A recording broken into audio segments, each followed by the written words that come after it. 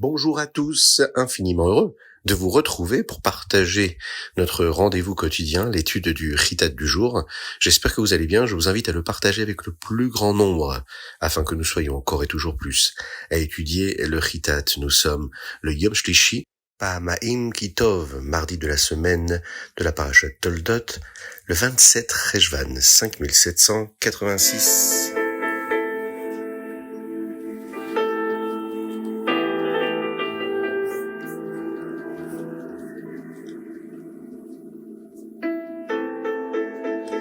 Menachem Begin était un homme respectueux de la tradition juive. Il cherchait toujours la bracha, la bénédiction du Rabbi dans les moments cruciaux pour la sécurité d'Eretz Israël. C'est une histoire qui se déroule dans les années 1970, lorsque Menachem Begin était Premier ministre d'Israël, et elle révèle la perspective unique du Rabbi de Lubavitch sur la géographie d'Eretz Israël et sa Gdusha.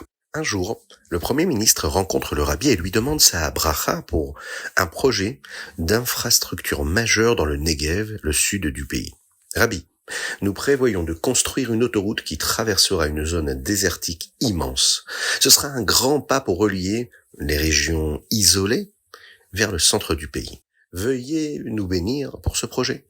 Le Rabbi écoute attentivement et lui pose alors une question surprenante, qui n'avait aucun rapport direct avec la route principale du Negev.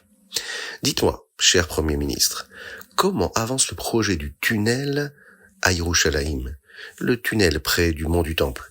Menachem Begin, surpris par ce changement de sujet, répondit qu'il y avait des complications archéologiques et politiques, et le projet était en suspens car la construction d'un tunnel sous une zone ancienne était délicate.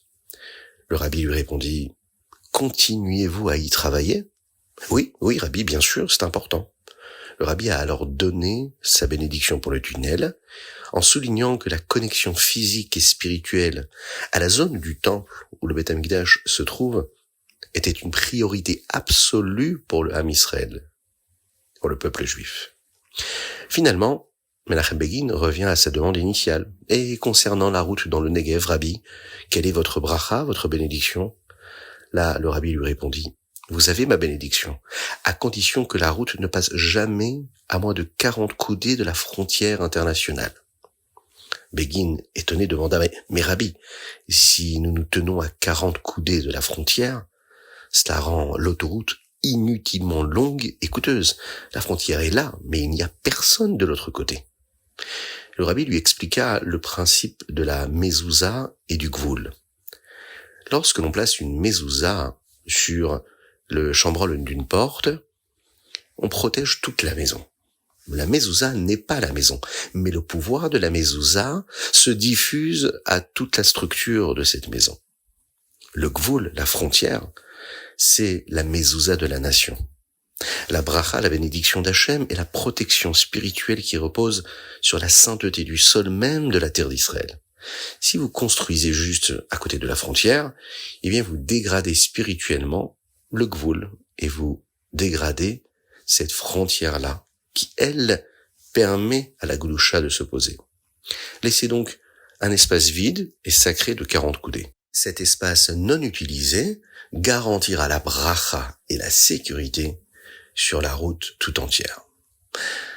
La conclusion, elle est magnifique. Le Premier ministre fut profondément impressionné par cette perspective.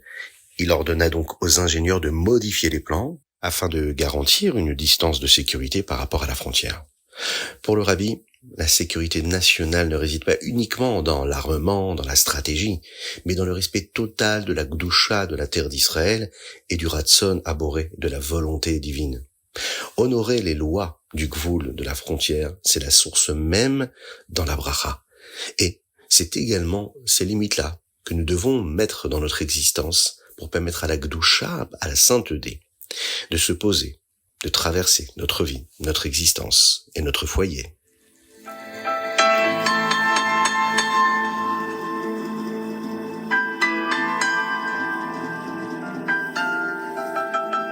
Chumash, hier nous avons eu la bracha phénoménale de Yitzhak dans ses chants. Aujourd'hui, on se concentre sur une autre facette de son service, le forage des puits, qui était le symbole de son travail spirituel. Yitzhak est devenu immensément riche. Grâce à sa récolte miraculeuse, il possédait d'énormes troupeaux et des entreprises prospères. Naturellement, les Philistines deviennent jaloux. Ils vont, à cause de cela, remplir de terre tous les puits qu'Abraham, le père d'Yitzhak, avait creusés. Leur excuse était assez simple. Si des ennemis venaient, ils utiliseraient ces puits pour boire de l'eau et se battre contre eux. Avimelech lui-même dit à Yitzhak de s'éloigner d'eux parce qu'il était trop fort. Yitzhak, lui, s'installe dans la vallée de Grar. Avant de partir, Yitzhak accomplit un pacte de dévouement incroyable. Il déterre les puits d'Abraham, il retire la terre que les Pélishtim y ont mise et leur redonne les noms originaux que son père leur avait donnés. Ses serviteurs creusent de nouveaux puits dans la vallée, et le premier puits creusé provoque une dispute avec les bergers de Grar, qui s'écrient nous utilisons cet endroit pour nourrir nos moutons, donc l'eau est à nous. Yitzhak va nommer ce puits Essek, comme une contestation. Ensuite, les serviteurs creusent un deuxième puits. Là, les Philistines se disputent encore. Yitzhak va donc appeler ce puits-là Sitna, comme haine ou harcèlement. Yitzhak, lui, passe à autre chose. Il va creuser un troisième puits. Et là, cette fois, il ne se dispute plus. Yitzhak appelle donc ce puits Rehovot. Rehovot qui veut dire la largesse. En déclarant, maintenant, Akadosh Baruch Hu nous a donné de l'espace et nous pourrons grandir et être forts sur la terre. La Chassidoute nous enseigne que nous héritons de nos pères, de nos avot, des traits de caractère très spécifiques. Avraham nous donne le chesed, la bonté. Cette bonté-là que nous apprenons à utiliser par son exemple d'Achnasat Ochim. Yitzhak Avinu, lui, nous donne la gvura, la rigueur, la force, celle qui est la capacité d'être strict et de travailler à améliorer l'environnement autour de nous pour qu'il corresponde à ce qu'il doit être. Nous apprenons à utiliser cette gvura, cette rigueur-là à travers l'histoire des puits de Yitzhak. Forer des puits est un travail difficile. Creuser dans la terre dure et les pierres pour trouver l'eau en profondeur. C'est difficile, ça nécessite beaucoup d'efforts. De plus, Yitzhak était constamment harcelé par ces puits et par ce que les Pélishtim faisaient. Malgré tout, il a continué d'essayer. Il a finalement réussi avec une grande hatzlacha. Nous apprenons de cela qu'il faut travailler dur, qu'il faut persévérer, même si c'est difficile. En fin de compte, nous aurons Be'ezrat Hashem du succès comme Yitzhak Avinu a pu en avoir.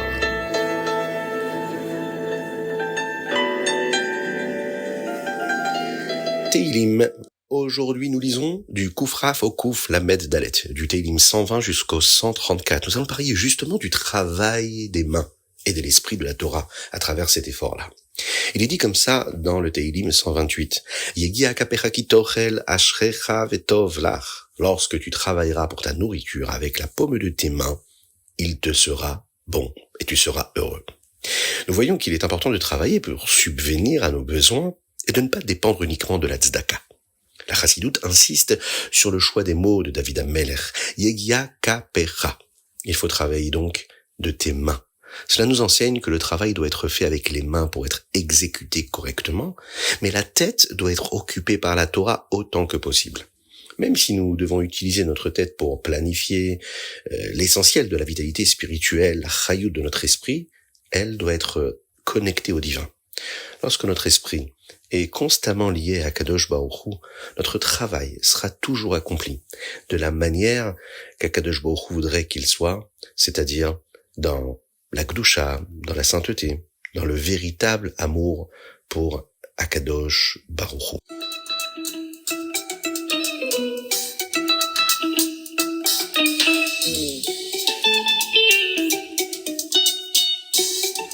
Tania. Ici, nous allons parler de la puissance de la parole. Et nous sommes au début du Kuntres Acharon, Siman Aleph. Premier chapitre du Kuntres Acharon, Mazal Tov. Nous allons entamer la 5e et dernière section du Tanya qui est appelée le Kuntres Acharon. Dans cette section-là, le Rabbi Shlon Zalman approfondit des concepts déjà appris, mais pour une meilleure compréhension. On revient sur l'idée de la kavana, de l'intention nécessaire pour élever notre Torah et nos mitzvot vers Akadosh Baruch Hu. Le Rabbi Shlon Zalman explique au sujet de la pensée et de la parole qu'il y a une différence essentielle lorsque nous pensons aux mots de Torah et lorsque nous prononçons des mots de Torah. L'élévation de la pensée s'exprime à travers la connexion de la rouchaniot, de la spiritualité que celles de nos âmes peuvent percevoir et qui se fait principalement par la pensée. Si nous lisons simplement des histoires de la Torah et que nous y réfléchissons, nous en serons encore inspirés. Ça accomplit quelque chose dans le monde spirituel, cela agit. Mais cela n'est pas suffisant pour accomplir notre mission qui est spécifique, celle d'amener Hachem dans ce monde. Pour cela, nous devons également prononcer avec notre bouche les mots de la Torah, en utilisant notre bouche et tous les moyens d'expression physique que nous avons à notre portée, que Dieu nous a donnés et offerts en bonne santé, Bezrat Hashem, eh bien nous attirons Dieu dans ce monde. Il s'agit donc d'un double mouvement. La pensée sur les notions spirituelles nous élève, elle rend les mitzvot que nous faisons beaucoup plus belles, beaucoup plus saines et saintes. C'est essentiel, mais ce n'est pas le but final. La parole, l'action, elle attire Akadosh Baruch Hu dans le monde. Et c'est la raison principale pour laquelle chacun d'entre nous avons créé. Nous faisons partie de ce projet d'Akadosh Baruch Hu et nous lui permettons de s'exprimer dans ce monde.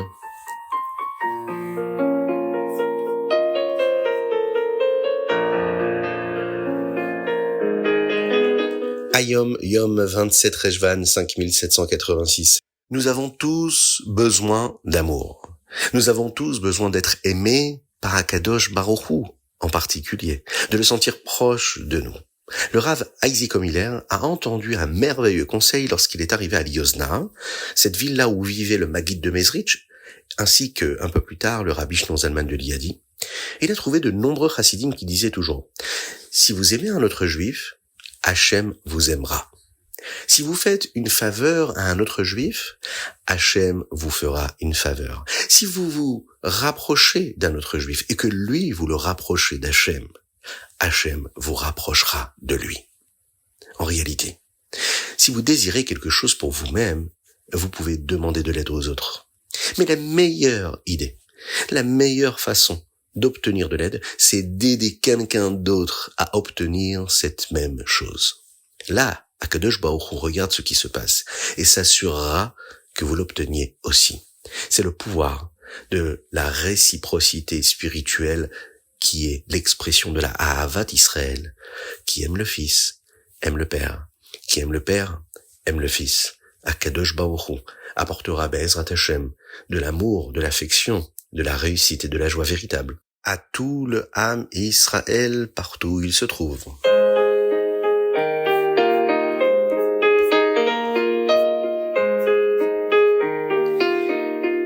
Et nous concluons par le Rambam Ilchot Mechira. Aujourd'hui, nous allons parler de la vente. On va plonger dans les détails de l'achat et de la vente. Dans le Perek Aleph, le Rambam nous parle des biens immobiliers. Pour acheter un champ ou une maison, le simple fait de dire que nous le vendons ne rend pas la vente effective selon la halakha.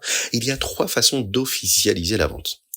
Première façon, la remise de l'argent. Ensuite, le fait de faire un shtar, un document légal. Et troisièmement, un acte symbolique qui va montrer qu'il nous appartient. Par exemple, marcher dessus, obtenir une clé, verrouiller. Dans le Perek Bet, le Rambam nous parle des personnes et des animaux. Comment acheter un serviteur, un éved pour qu'il travaille pour nous. Et comment acheter un animal. Dans le chapitre 3, le Rambam ici va nous parler de l'achat d'objets comme des meubles. Les Chachamim ont statué qu'il fallait ou les tirer ou les soulever.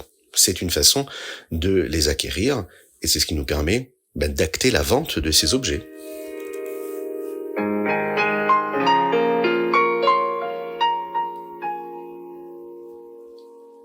C'était le Chitat du jour. Je vous invite à le partager avec le plus grand nombre.